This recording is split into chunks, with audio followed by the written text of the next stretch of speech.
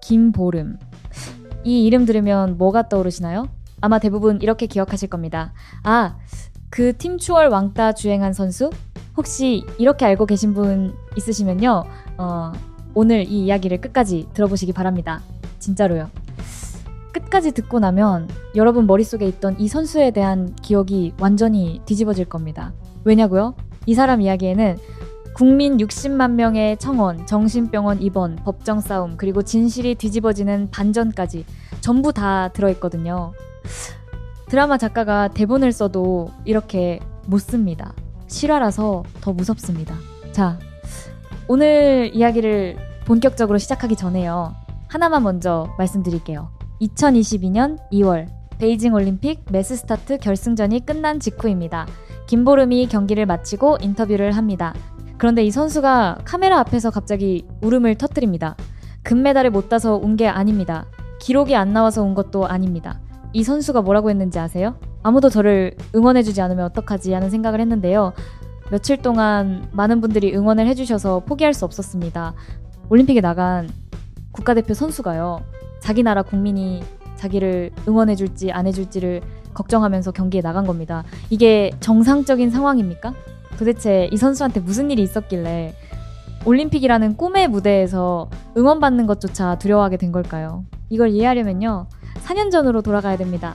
아니, 정확히는 이 선수의 어린 시절부터 시작해야 합니다. 1993년 2월 6일 경상북도 달성군에서 한 여자아이가 태어납니다. 태어난 날이 마침 정월대 보름이었어요. 그래서 아버지가 이름을 보름이라고 지어줍니다. 김보름. 순 우리말 이름이죠. 뭔가 따뜻하고 둥글둥글한 느낌이 있지 않습니까? 이 아이가 처음 운동을 시작한 건 태권도였습니다. 초등학교 저학년 때 취미로 시작한 건데요. 특별한 계기가 있었던 건 아니고 그냥 동네에서 배운 겁니다. 그런데 이 아이한테는 남다른 게 하나 있었어요. 운동신경이 진짜 좋았습니다. 초등학교 5학년 때 쇼트트랙을 배우기 시작합니다. 보통 빙상 선수들이 언제부터 스케이트를 타는지 아세요? 유치원 때, 늦어도 초등학교 1학년 때 시작합니다. 5학년이면요, 남들보다 5년에서 6년을 늦게 시작한 겁니다. 빙상 세계에서 이건 거의 핸디캡 수준이에요. 그런데요, 이 아이가 금세 지역에서 알아주는 선수가 됩니다. 5년 넘게 늦게 시작했는데도요, 타고난 재능이 있었던 거죠. 여기까지만 보면 전형적인 스포츠 천재의 성장 스토리처럼 보이잖아요. 근데 이 이야기는 여기서부터 조금씩 달라지기 시작합니다. 고등학교 3학년, 2010년입니다. TV에서 밴쿠버 동계올림픽이 중계되고 있었어요. 스피드 스케이팅 1000m 경기. 이승훈 선수가 금메달을 따는 장면이 나옵니다. 김보름이 그 장면을 봤습니다. 그리고 결심합니다. 쇼트트랙에서 스피드 스케이팅으로 종목을 바꾸겠다고요. 이게 얼마나 큰 결심인지 아시나요? 쇼트트랙이랑 스피드 스케이팅은 같은 빙상 종목이지만요. 완전히 다른 스포츠입니다. 링크 크기도 다르고 주법도 다르고 체력 배분도 완전히 달라요. 쇼트트랙에서 어느 정도 자리를 잡아가고 있던 선수가 고3 때 종목을 확 바꿔버린 겁니다. 보통은 이런 결정 안 합니다. 위험하니까요. 근데 김보름은 했어요. 그리고 전향한 지 1년 만에 국가대표로 선발됩니다. 2011년 아스타나 알마티 동계 아시안게임에 나가서 3000m 은메달을 팝니다. 종목 바꾼 지 1년 만에요. 이건 진짜 대단한 겁니다. 아까 말씀드렸잖아요. 이 선수는 타고났다고요. 여기서부터 김보름의 커리어가 본격적으로 올라가기 시작합니다. 2012년에는 주니어 세계선수권 종합 3위, 2013년에는 월드컵 시리즈 매스스타트 종합 1위, 1500m랑 팀추월이요. 거기에 3000m 은메달, 5000m 은메달까지. 14년에는 소치 올림픽에도 나갑니다. 이때는 아직 매스스타트가 올림픽 종목이 아니었거든요. 그래서 1500m랑 3000m 개인전에 출전했는데 상위권 성적은 아니었어요. 하지만 경험을 쌓은 거죠. 올림픽이라는 무대를 한번 밟아본 거니까요. 그리고 진짜 빛나기 시작한 건 2016년부터입니다. 세계선수권 매스스타트 은메달, 2017년에는 세계선수권 매스스타트 금메달, 월드컵 시리즈 매스스타트 종합 1위, 삿포로 동계 아시안 게임에서는 5000m 금메달에 3000m 은메달, 팀추월 은메달, 매스스타트 동메달까지 대한빙상연맹 MVP까지 수상합니다. 이때 언론에서 김보름을 뭐라고 불렀는지 아세요? 제2의 이상화, 스피드 스케이팅계의 새로운 스타, 평창 올림픽 메달 유망주. 기사 제목마다 이런 수식어가 붙었습니다. 외모도 출중해서 얼짱 스케이터라는 별명도 있었어요. 모든 게 순탄했습니다. 적어도 겉으로 보기에는요.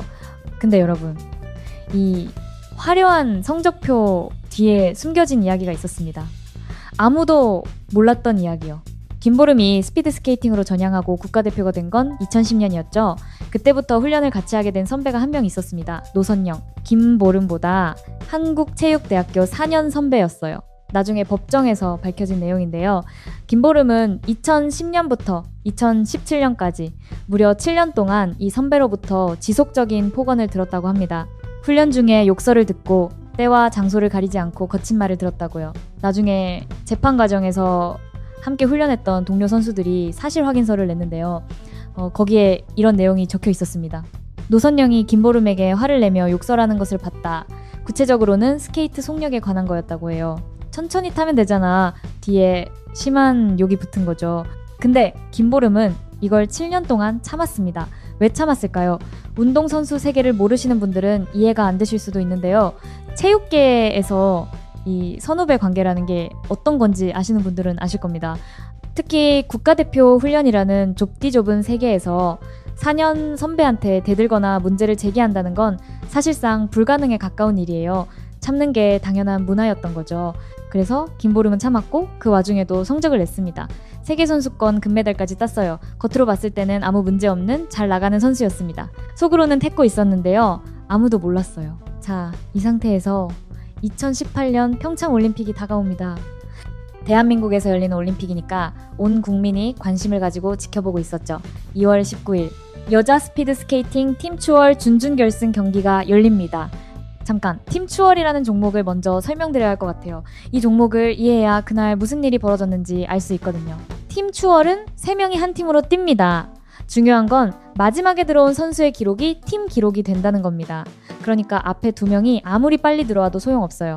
맨 뒤에 있는 한 명이 늦게 들어오면 그게 팀 성적이 되는 거죠. 그래서 이 경기에서 제일 중요한 건 뭐냐면요. 3명이 붙어서 달리는 겁니다. 앞에 있는 선수가 공기 저항을 막아주면 뒤에 있는 선수가 훨씬 편하게 달릴 수 있거든요. 이걸 슬립스트림이라고 하는데 F1 경주에서도 쓰이는 원리입니다. 철새들이 V자 대형으로 날아가는 것과 같은 겁니다. 체력이 약한 선수가 혼자 떨어져서 달리면 공기 저항을 온몸으로 받으니까 더 빨리 지치게 되어 있어요. 좋습니다. 이걸 알고 계시면 됩니다. 그날 경기에 나선 대한민국 대표팀은 김보름, 박지우, 노선영 이 3명이었습니다. 경기가 시작됩니다. 중반까지는 괜찮았어요. 그런데 경기 후반부로 가면서 문제가 생깁니다. 노선영이 뒤로 처지기 시작한 거예요. 마지막 2바퀴를 남기고 김보름과 박지우는 앞에서 같이 달리고 있는데 노선영이 한참 뒤에 떨어져 있었습니다. 결국 김보름과 박지우가 먼저 결승선을 통과하고 노선영이 한참 뒤에 들어옵니다. 팀 추월에서 마지막 선수의 기록이 팀 기록이 되니까 결과적으로 7위 준결승 진출 실패. 자, 여기까지만 보면요. 경기 결과가 안 좋았다. 팀 호흡이 안 맞았다. 이 정도의 이야기입니다. 올림픽에서 이런 일이 처음 있는 것도 아니에요. 같은 날 폴란드 여자팀 추월팀도 똑같은 상황이 벌어졌거든요. 2명이 먼저 들어오고 1명이 뒤처진 거.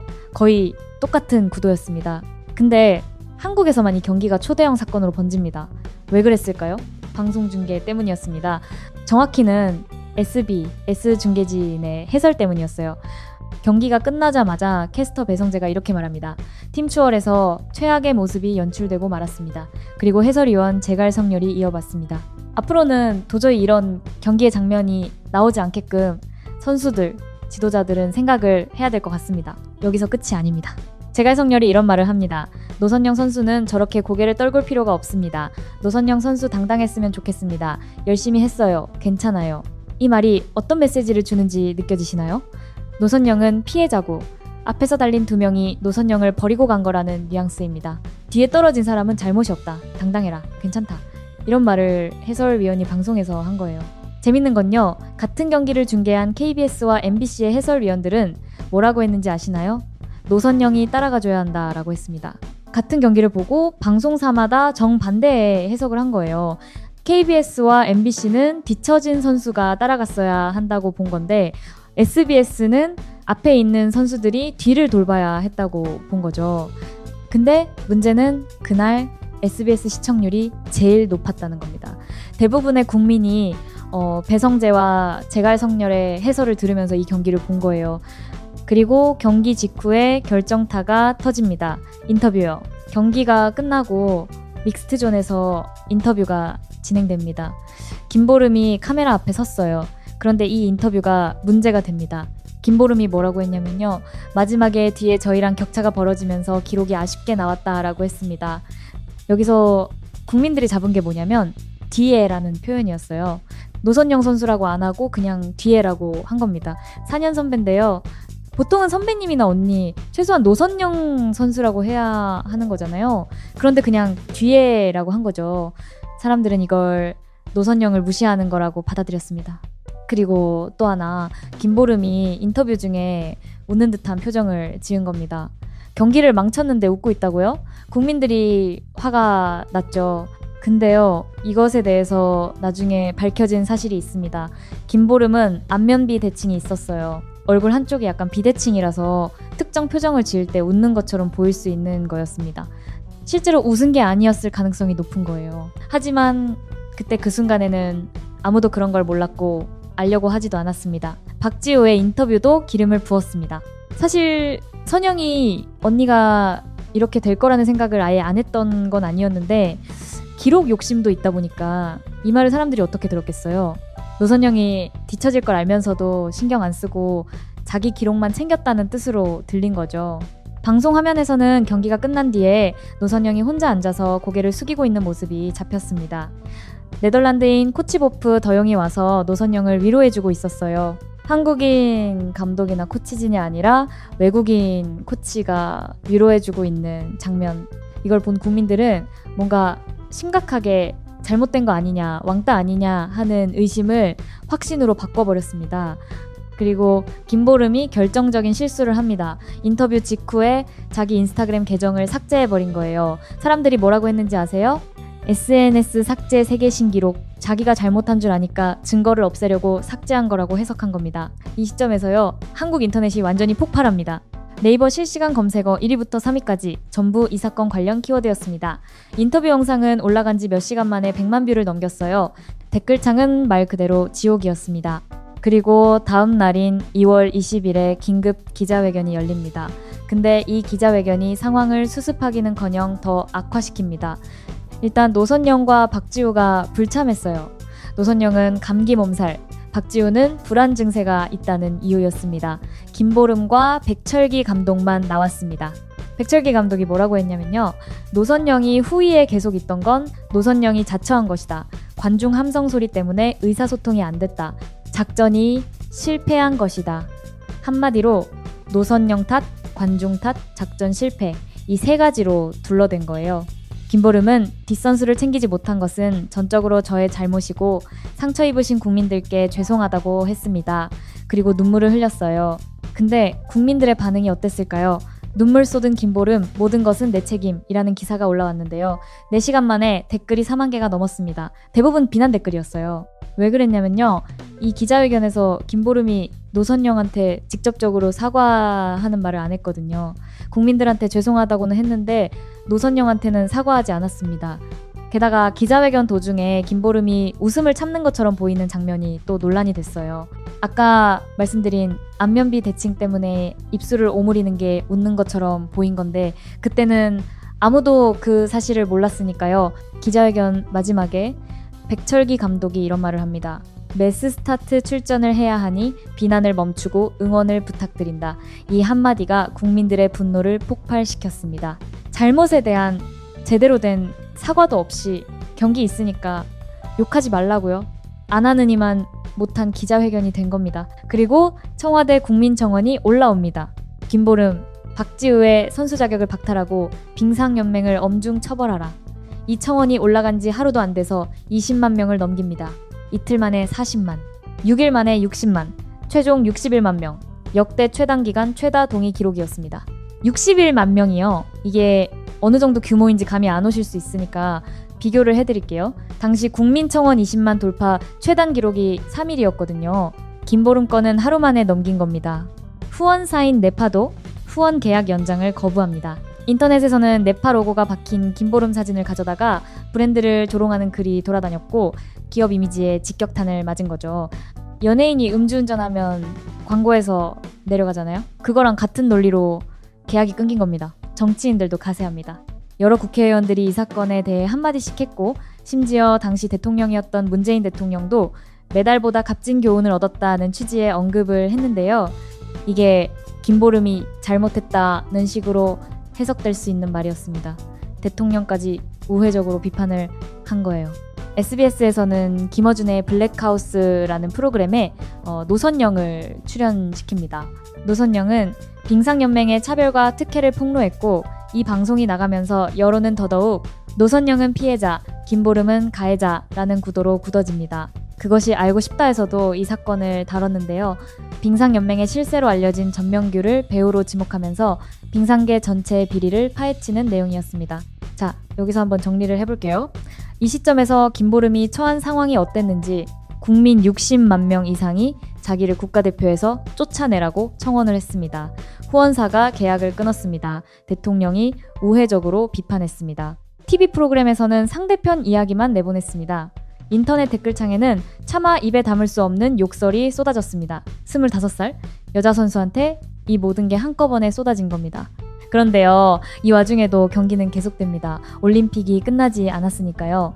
2월 21일에 팀추월 7위 파리 결정전이 열립니다. 김보름, 박지우, 노선영 3명이 다시 같이 뛰어야 하는 경기였어요. 파탄이 난 팀이 다시 같이 뛰는 거예요. 상상이 되시나요? 어떤 마음으로 같이 빙판에 섰겠습니까? 경기장에서 선수 이름이 호명될 때 관중 반응이 확연하게 갈렸다고 합니다. 노선영 이름이 불리면 큰 환호가 터졌고 김보름과 박지우 이름이 불리면 말 안 해도 아시겠죠. 국가대표로 올림픽에 나왔는데 자기 나라 관중한테 야유를 받는 겁니다. 자국 팬들 앞에서요. 기사에 따르면 김보름은 이때 엄청난 충격을 받았다고 합니다. 그전 사흘 동안 식음을 전폐했고 밤새 울었고 아이스링크 공포증 증세까지 보였다고 해요. 밥도 안 먹으려는 것을 남자 동료 선수가 억지로 끌고 가서 겨우겨우 훈련하게 만들었다고 합니다. 7위 파리전 경기는 3명이 이번에는 다 같이 붙어서 들어왔습니다. 여론을 의식한 거겠죠. 기록은 오히려 준준결승 때보다 4초나 느려졌어요. 천천히 달리더라도 같이 들어오자는 거였을 겁니다. 최종 성적 8위. 경기가 끝나고 믹스트존에 기자들이 잔뜩 몰려왔는데요. 김보름도 박지우도 심지어 노선영도 죄송합니다 한마디만 하고 빠져나갔습니다. 세 사람 다 한마디도 더 하지 않았어요. 그리고 2월 24일 김보름의 주력 종목인 매스스타트 결승전 날이 옵니다. 이 경기의 실시간 시청률이 얼마였는지 아세요? 52.98%. 국민 절반 이상이 이 경기를 본 겁니다. 근데 이 사람들 중에 순수하게 김보름을 응원하려고 본 사람이 얼마나 됐을까요? 솔직히 말하면 대부분은 어떤 꼴이 나는지 보려고 TV를 켠 사람들이었을 겁니다. 경기가 시작됩니다. 매스스타트라는 종목은 대규모 선수가 동시에 출발해서 달리는 종목이에요. 전략과 순간 판단이 중요한 경기죠. 김보름은 이 종목에서 세계 최정상급 선수였습니다. 월드컵 종합 1위, 세계선수권 금메달리스트, 실력에 대해서는 의심의 여지가 없는 선수였어요. 사흘간 밥도 못 먹고 밤새 울고 관중한테 야유받고 링크 공포증까지 생긴 상태에서 이 선수가 경기에 나갔습니다. 그리고 은메달을 뗍니다. 은메달을 딴 직후 김보름이 한 행동이요. 트랙을 돌면서 관중석을 향해 큰절을 합니다. 그리고 울면서 이렇게 말합니다. 죄송합니다. 응원해주셔서 감사합니다. 올림픽에서 메달을 따고 기뻐하는 대신 큰절을 하면서 죄송하다고 우는 선수. 같은 시상대에 올라간 다른 나라 선수들은 메달을 들고 환하게 웃고 있는데 김보름만 시종일관 침울한 표정이었다고 합니다.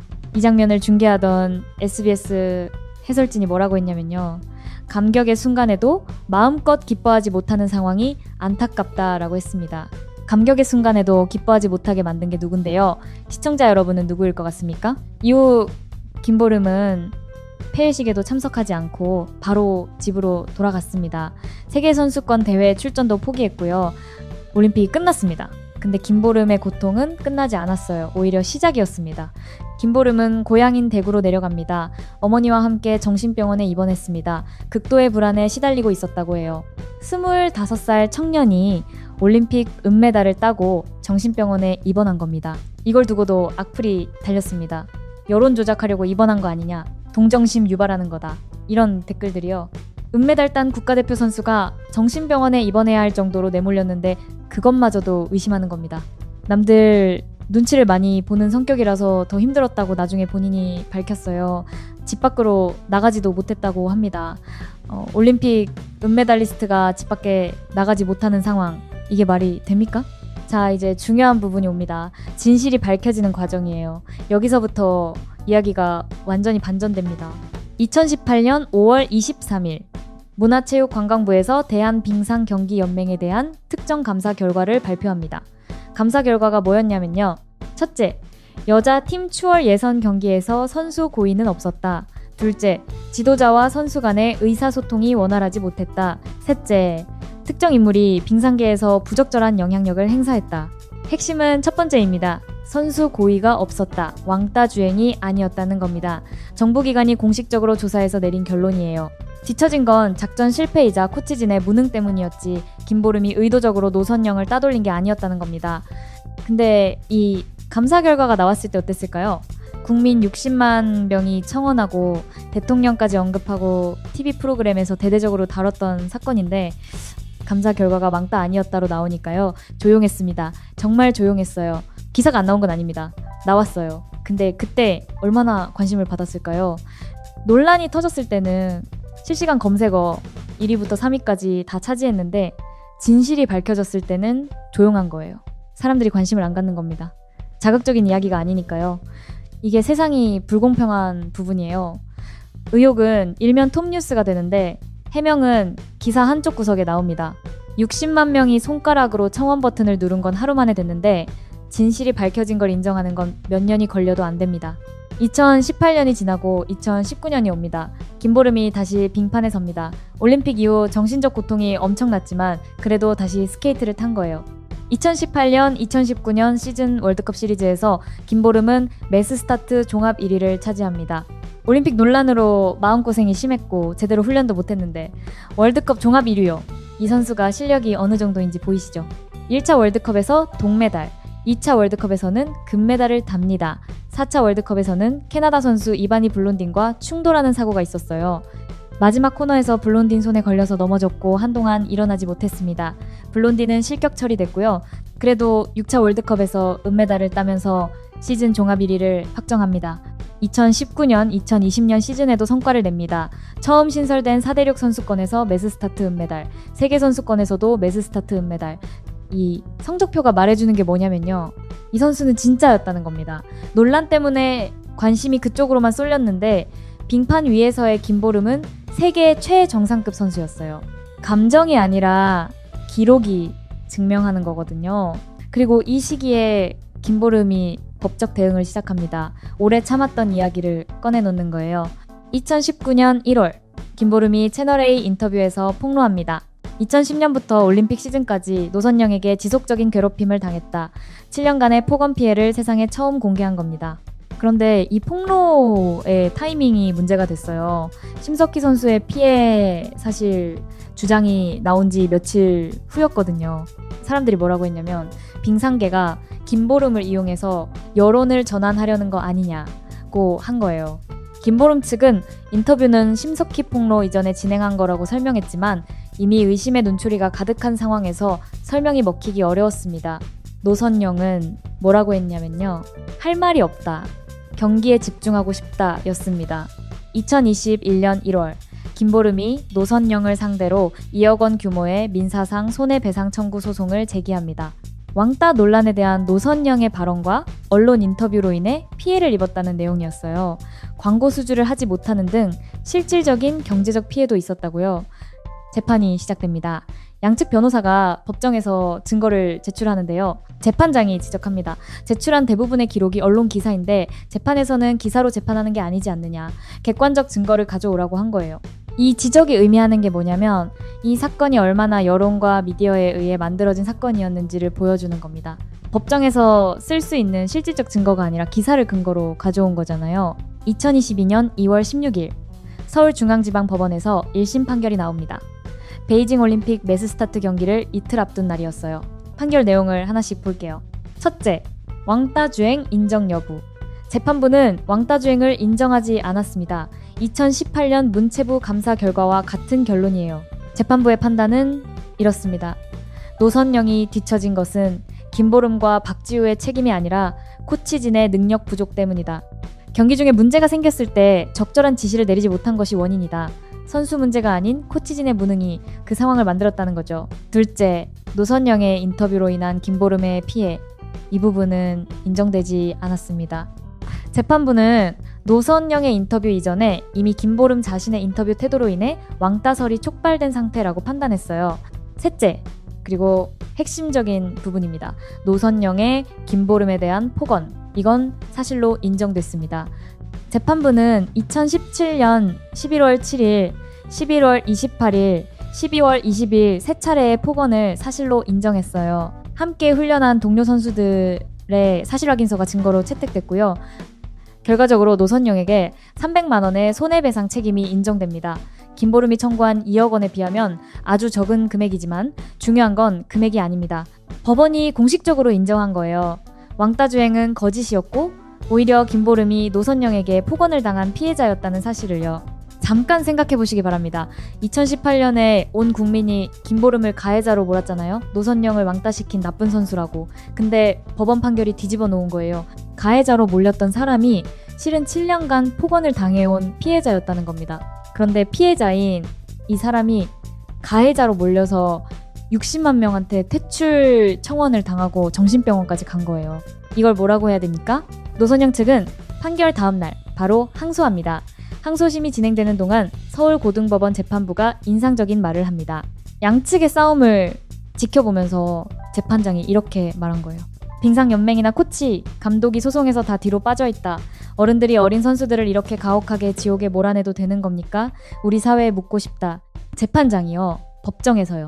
지옥이라는 표현을 썼습니다. 이 선수들이 얼마나 가혹한 상황에 놓여 있었으면 재판장이 지옥이라는 단어를 쓰겠어요. 재판부는 2번이나 강제 조정을 시도합니다. 판결로 끝내지 말고 화해를 하라고 강력히 권고한 거예요. 하지만 양측 모두 받아들이지 않았고요. 결국 2023년 4월 21일 항소심 판결이 나옵니다. 결과요? 1심 판결 유지, 항소 기각. 노선영 측의 폭언이 사실로 확인된 채 판결이 확정된 겁니다. 노선영 측 변호사가 상고에서 대법원 판결을 받아보겠다고 했지만 상고 기한 내에 상고장을 접수하지 않았습니다. 1심 결과대로 판결이 최종 확정됩니다. 정리하면요. 2018년에 왕따 가해자로 국민 앞에 세워졌던 김보름은 5년에 걸친 법적 다툼 끝에 왕따 주행은 거짓이었고 오히려 본인이 폭언 피해자였다는 사실을 법적으로 인정받은 겁니다. 5년이요. 5년이 걸렸습니다.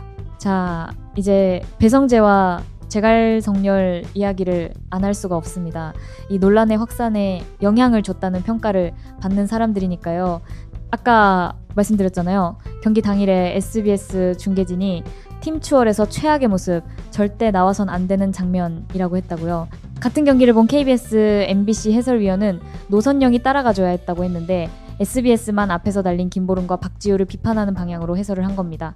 근데 배성재가 더 문제인 게 뭐냐면요. 그 경기 한 번에 끝난 게 아닙니다. 그 이후에도 다른 스케이팅 경기 중계에서 계속 팀 추월 논란을 언급했어요.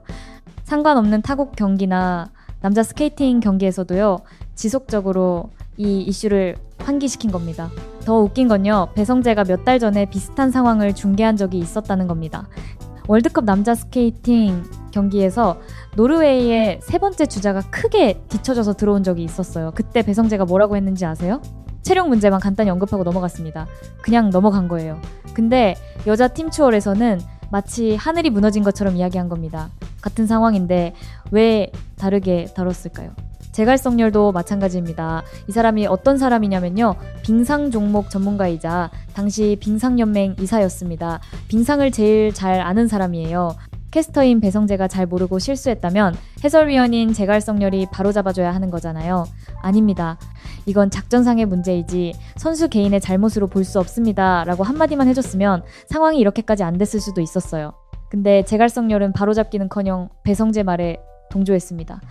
노선영 선수 당당했으면 좋겠다, 괜찮다면서 노선영을 피해자로 만드는 해설을 했어요. 이게 왜 결정적이었냐면요. 당시 시청자들이 생각한 거예요. 전문가가 옆에서 저렇게까지 비판하는 걸 보면 진짜 잘못된 거 아니야?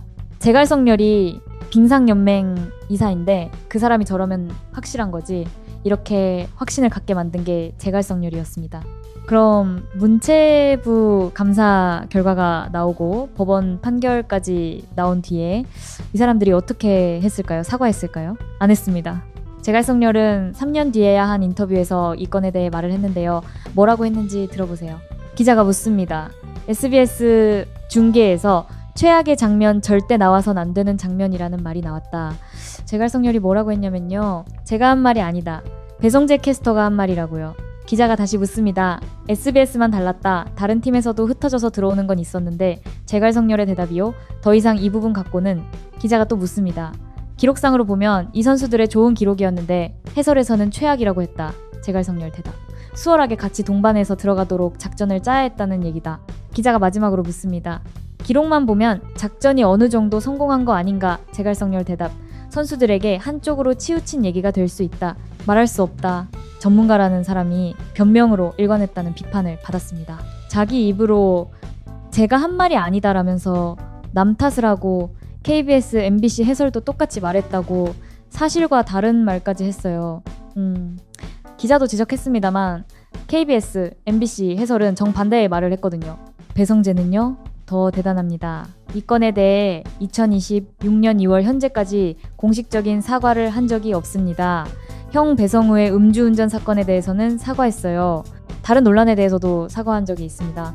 근데 김보름 건에 대해서만은 사과하지 않고 있어요. 2022년 베이징 올림픽 매스스타트 중계 직전에 입장을 밝히긴 했습니다. 뭐라고 했냐면요. 배성재, 최근 김보름 노선영 간 소송 판결이 나오면서 4년 전 SBS 중계를 소환하시는 분들이 계신데요. 유튜브에 그때 전체 중계 영상이 그대로 올라가 있습니다.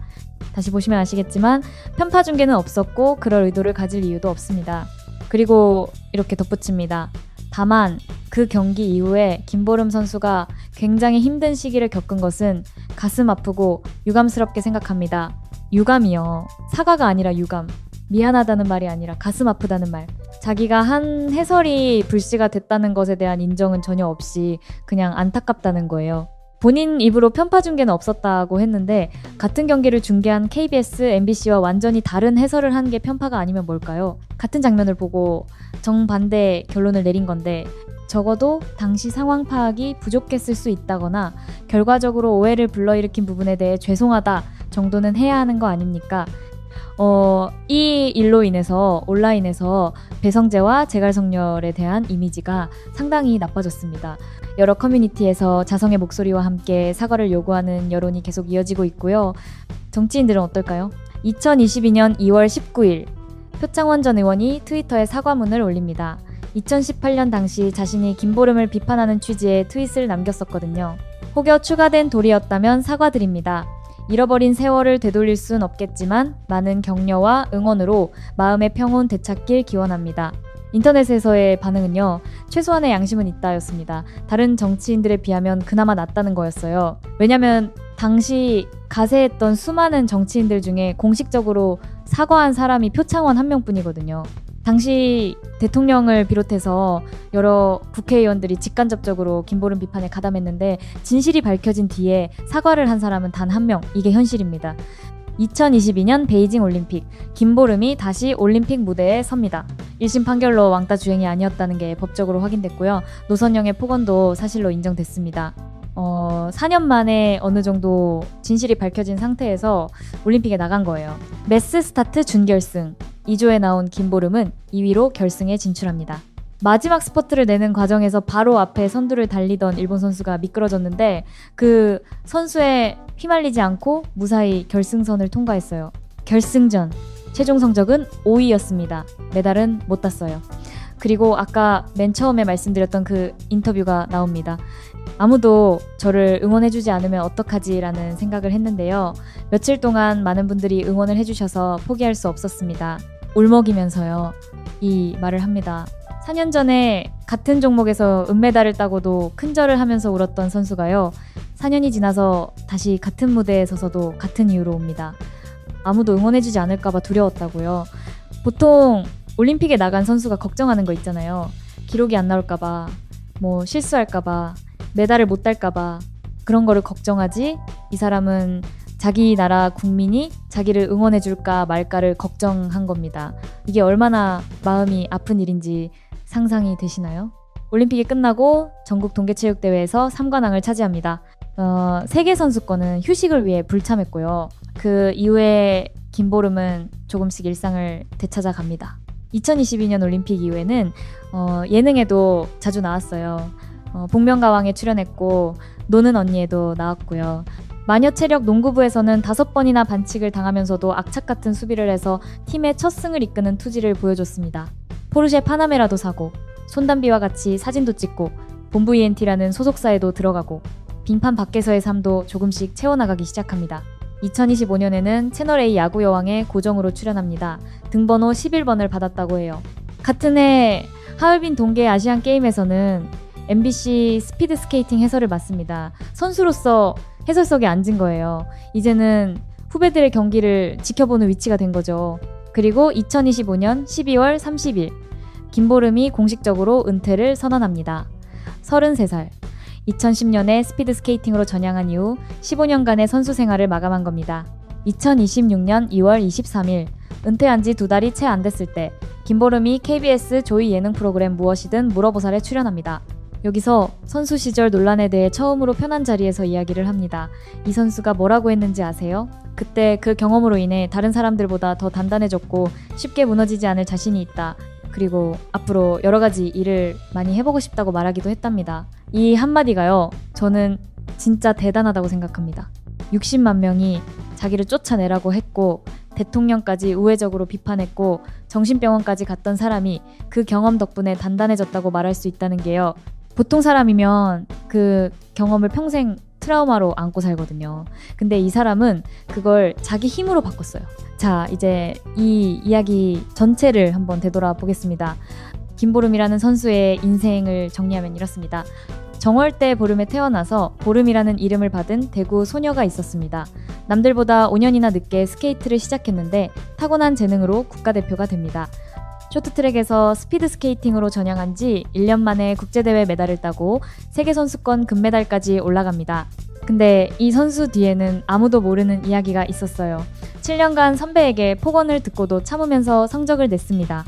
그리고 평창올림픽에서 팀추월이라는 생소한 종목의 경기가 코치진의 무능으로 어긋나자 방송 해설진에 편향됐다는 논란이 있는 중계가 불씨가 되고 인터뷰에서의 실수가 기름을 붓고 거기에 빙상연맹의 구조적 문제와 정치인들의 가세와 미디어의 선정적 보도가 합쳐져서 이 한 명의 선수를 향해 온 국민이 돌을 던지는 상황이 만들어진 겁니다.